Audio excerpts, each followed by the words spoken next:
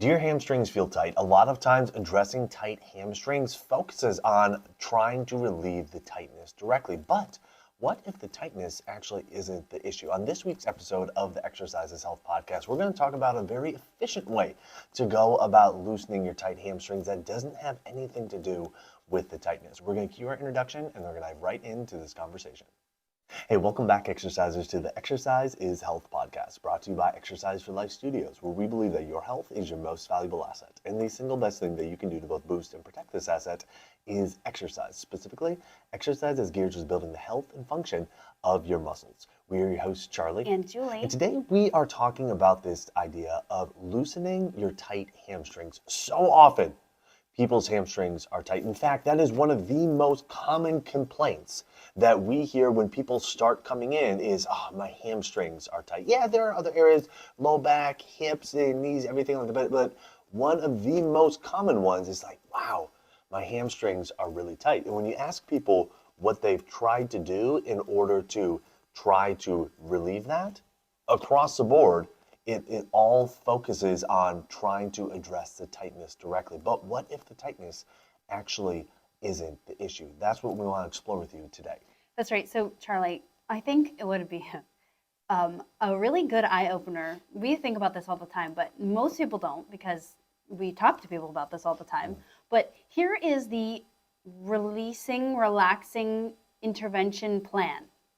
You do it, and then the more you do it, the better. So much so, like, do you remember, like, when you were in college and probably right after college, like when you used to stretch and release and foam roll lots of stuff? Like, how often did you try to do that? All the time. You had a foam roller stick that you, like, took with you. Oh, my gosh. Okay, so. To events. Like, not to events. So, I was. To class. To schedule events, yes. My senior year of college, I had one of like the sticks that I would, I special ordered it, so it was my own, and I brought it to class with me, and I'd literally be in class rolling out my legs because my body always felt tight, and if some was good, more was better, and why not do that during, an economics lecture? That's right. And when some is good and more is better, that's really the only way that relaxation stuff works in general and what we see. Because when it comes down to it, what we've seen on our muscle activation techniques table and the way that we pursue, all this tight muscle and try to address it is that the tightness is there for a really good reason.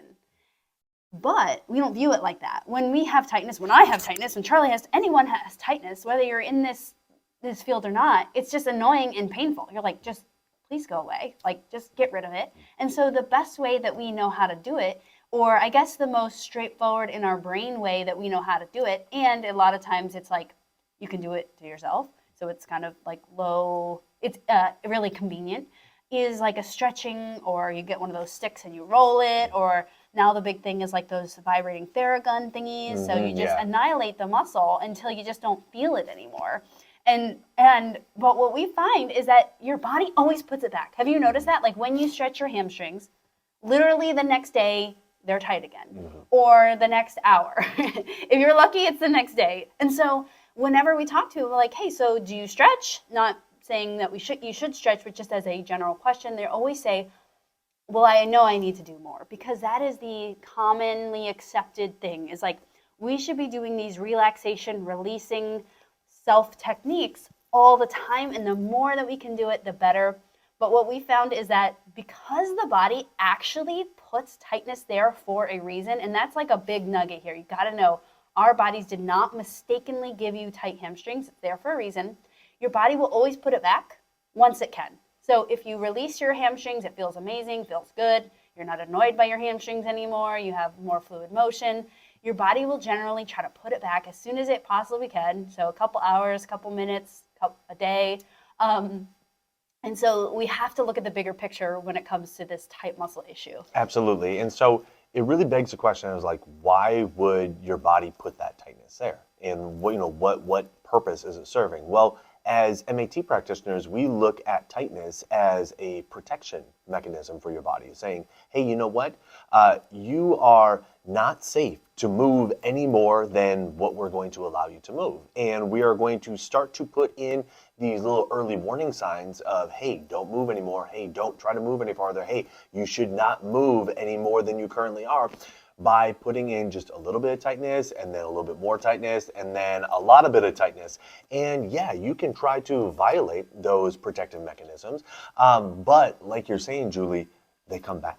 They come back, and oftentimes they come back more intensely than they once did. I mean, we have clients coming in here all the time, and when we first bring up this idea of like, hey, you know, right now you should probably stop stretching. And it's like, whoa, what do you mean? Like, What planet are you from? what do you mean I should stop stretching? But, you know, I had a client a few months back who came in, I told him that.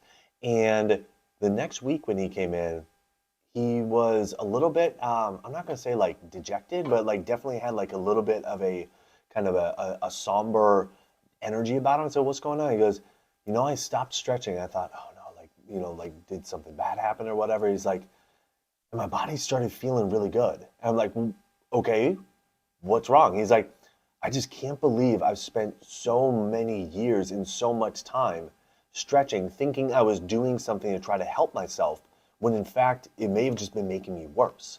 And this is what we hear so often from people, is when their body feels tight, it's not comfortable, right? Like we want to get out of that tight feeling. And so we do what we've been told and we do what we've been taught, which is to stretch or try to release or in some way try to go about loosening up that tightness. But as the idea that we've been introducing throughout this entire segment right now is, when you do that without actually addressing the reason why the tightness is there, because that tightness serves a protective, serves as a protective mechanism, the tightness gets reinstilled. And oftentimes the tightness comes back more intensely because your body says, oh, okay, like you could get past that initial warning sign. Well, we need to make this a little bit more, like a little bit stronger of a warning sign, so you understand not to do that. And then we see that in our brain, we go, oh, well, now I need to stretch more. Now I need to loosen more. Now I need to release more. And your body says, okay, yeah, now we need to make this even tighter because you're just not paying attention to the signals that we're trying to send to you. Yeah, usually there's something going on in your body, or you've done something like an activity that signals to your body like, oh, they're doing stuff that's really not safe, or that is way too much. So we need to tighten to tell them to not do it.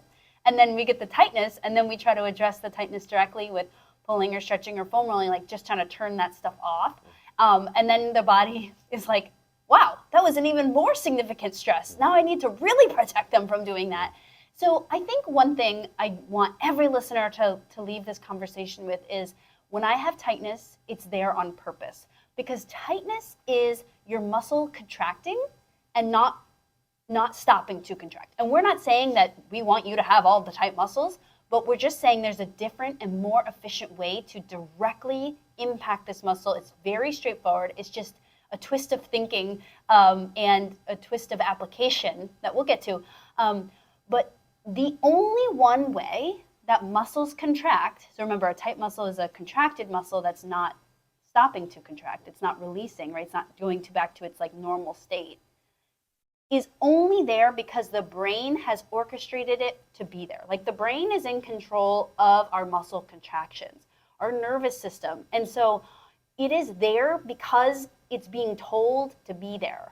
And so when we think about it that way, then the bigger question here is not how do I get this to release? I guess like in our primal brain of just like getting rid of pain, that is a good thought.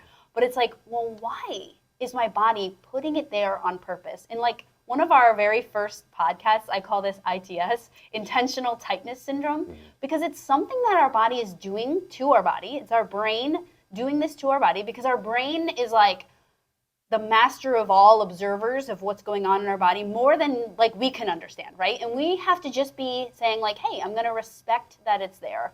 So what can we do to start teaching our body, hey, you do not need to protect me from that. There is nothing at risk here. Because really, our bodies would rather us walk around uncomfortable and in pain, taking Advil all day, trying to stretch all day, than have you constantly be dislocating joints or tearing your labrum or, having tendonitis all the time because the muscles aren't functioning there.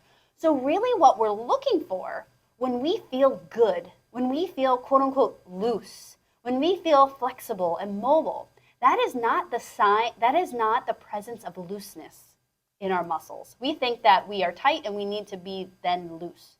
But what we like feeling, what our bodies like, is when there is appropriate tension in all the muscles, or as much muscles as we possibly can. Our muscles are constantly changing, compromising, doing all the things because we are moving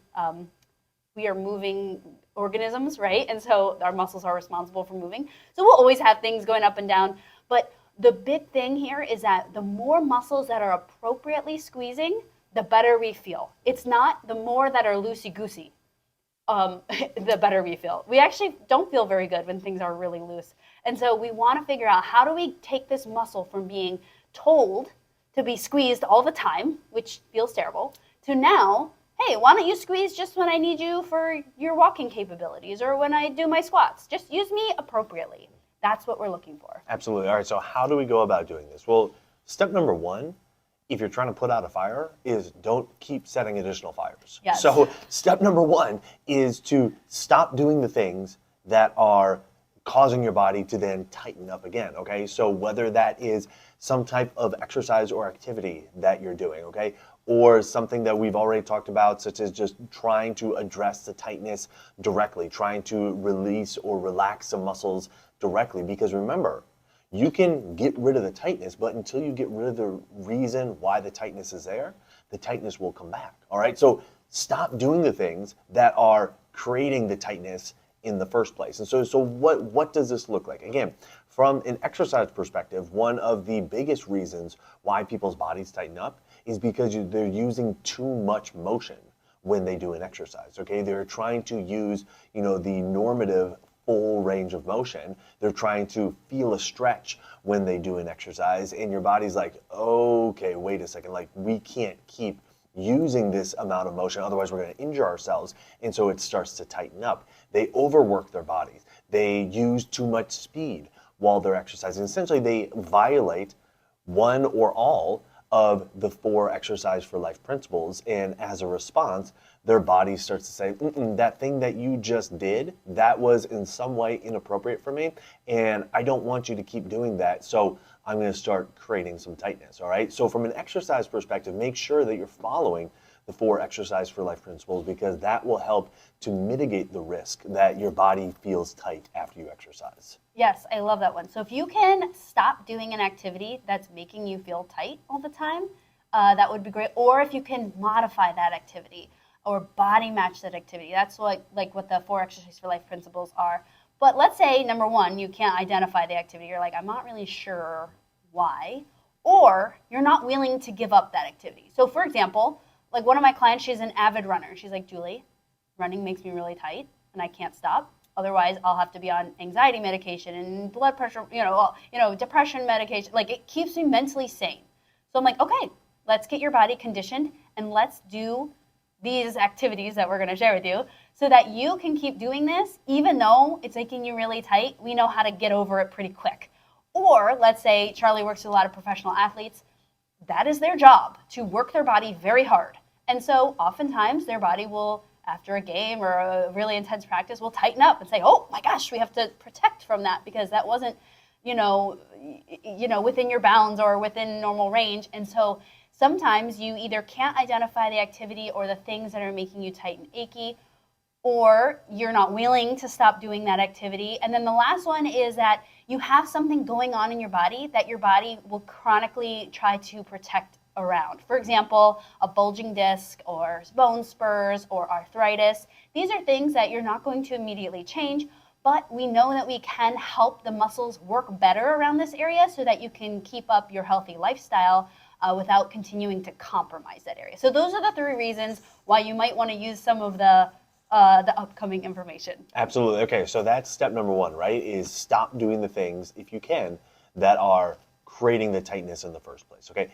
Number two is we need to start restoring the strength and function of your muscles. All right. And this is a combination of doing the resistance training, the strength training that we talk about within this podcast that we teach within the Exercise for Life membership, utilizing the 4 Exercise for Life principles to build your strength within ways that are appropriate for your body and that you can keep coming back to, as well as restoring the contraction function of the muscles, the contractile ability of your muscles, so you're not having to compensate around muscles that are dysfunctional. And that's where muscle activation techniques can really come into play, helping to identify which areas and which muscles within your body are not functioning as they should, and then improving their function. So when you go and do the activities that were once causing you to tighten up, now you have a body that is, like Julie was saying, better conditioned and better functioning. So it's less likely that those activities create the tightness. That's right. So when we're thinking about what we can actively do, number one, Charlie just brought up conditioning your muscles, right? So making sure that you're regularly doing your strength training, regularly following the Exercise for Life principles when you're strength training, because really not everyone is doing regular strength training, and you can have the occurrence of tight muscles without being a regular exerciser. So that's the first thing to start. The second thing to start would be adding in some reverse stretches. So the other day, I was on social media, and I was following this very holistic doctor, and they were giving some suggestions for how to resolve some knee pain. I was like, oh, okay, I want to learn something. And I'm not saying that any of these tips are wrong, but what I am saying is that they felt so far removed that I had no idea how these were going to start helping my knee pain. And it was things like hydrate, make sure you sleep a lot, do some mental focused work. And I thought, those are all really good to promote everything in your health, right? But this reverse stretching is going to be a very direct thing. You know how when you think about stretching, you're like, well, it's so direct. Like, it's directly addressing my hamstrings. Reverse stretching is just like that, directly addressing your hamstrings. So let's break down some at-home reverse stretches that you can do for your hamstrings. So if you actually want to do this, like with us on a video, we actually just finished a program called Moving and Mobile. So it's like a cardio blended with reverse stretching program. It's going to be releasing into our membership on February 5th. So if you want to do it visually with us, I'm going to talk you through it also. But if you want to do it visually for us, we have a limited time free trial. So definitely go to our website and check that out. We'll tell you the website in just a minute and put it in the show notes. But okay, so here is the reverse stretch for hamstrings, or here's one of them. You know how when you stretch your hamstrings, you might sit on your booty and then touch your toes, and then you hold it there for a long time, and you're trying to almost pull on your hamstrings, right? What many people don't realize is that when you're reaching forward to your toes, the back side of your body, like your hamstrings, your butt, your low back, that's all getting longer. But anytime you move, one side gets longer, and there's another side to it that we barely ever think about, but that side's getting shorter. So we're going to switch it from thinking about pulling, releasing, relaxing the lengthening side, which is your hamstrings, butt, and low back when you go and touch your toes. And we're going to focus on contracting, shortening, re-engaging the shortening side. So that's going to be things like the front of your hip. You might feel it a little in your quads, and definitely in your abs, like the front side of your tummy, your front core area. So you're going to sit on your booty. You're going to reach forward to your toes, not far enough to feel stretching. If you feel pulling, tightness, stretching, you've gone too far. So you just want to be just shy of that, basically. So you're reaching, and then wherever your body stops you, probably gives you a tightness sensation, you're going to put your hands down on your legs, and then you're going to lightly squeeze the front of your hips, your quads, and your abs to lightly press into your legs or wherever your hands stopped, and you're going to lightly squeeze and hold that for about 10 seconds. So it's a light contraction working on the shortening stuff in that position rather than a relaxation pulling in the lengthening stuff. And you can repeat that 3 to 5 times. But you're going to notice as you do this over and over and over again, you're going to be able to reach further without the occurrence of that tightness feeling. Because remember, the tightness is there for a reason. It's your body telling you, please stop.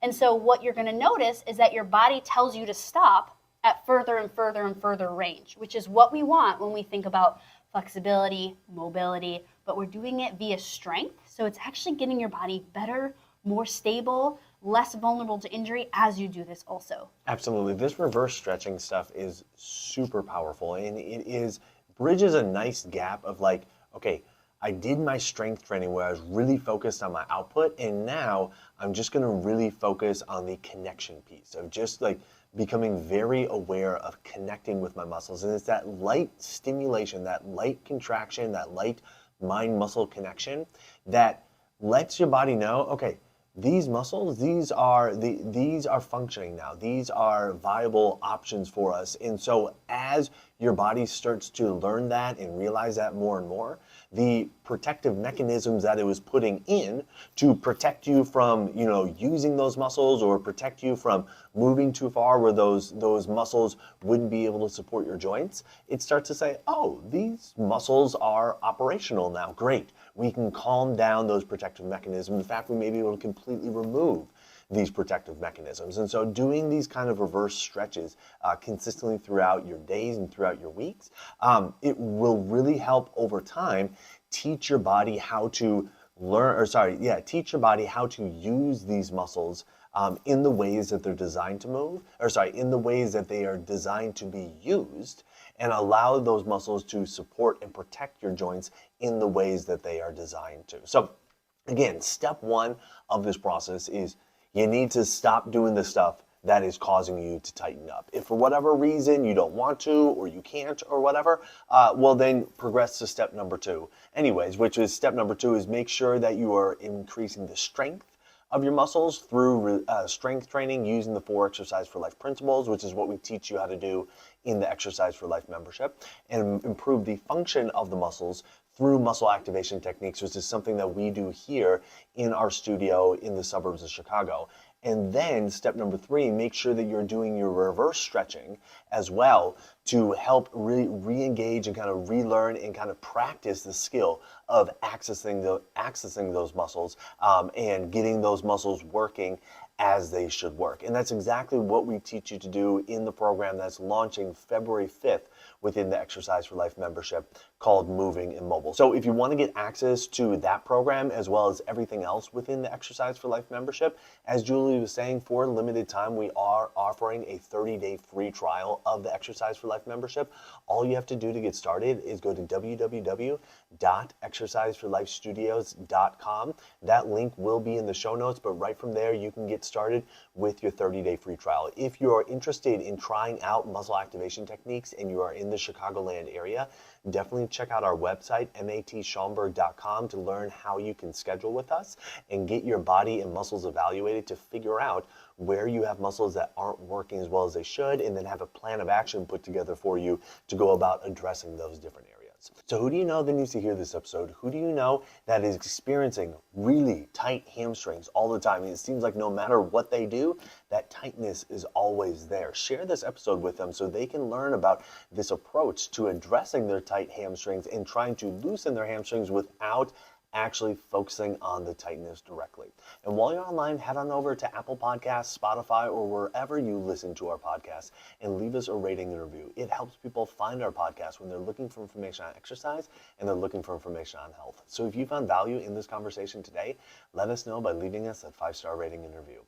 Well, thanks so much for tuning in. We always appreciate it. Have a fantastic week, and we'll talk with you all next week.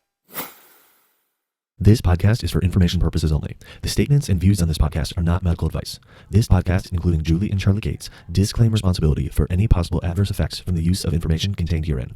Opinions of guests are their own, and this podcast does not endorse or accept responsibility for statements made by guests. This podcast does not make any representations or warranties about guest qualifications or credibility. This podcast may contain paid endorsements or advertisements for products or services. Individuals on this podcast may have a direct or indirect financial interest in products or services referred to herein.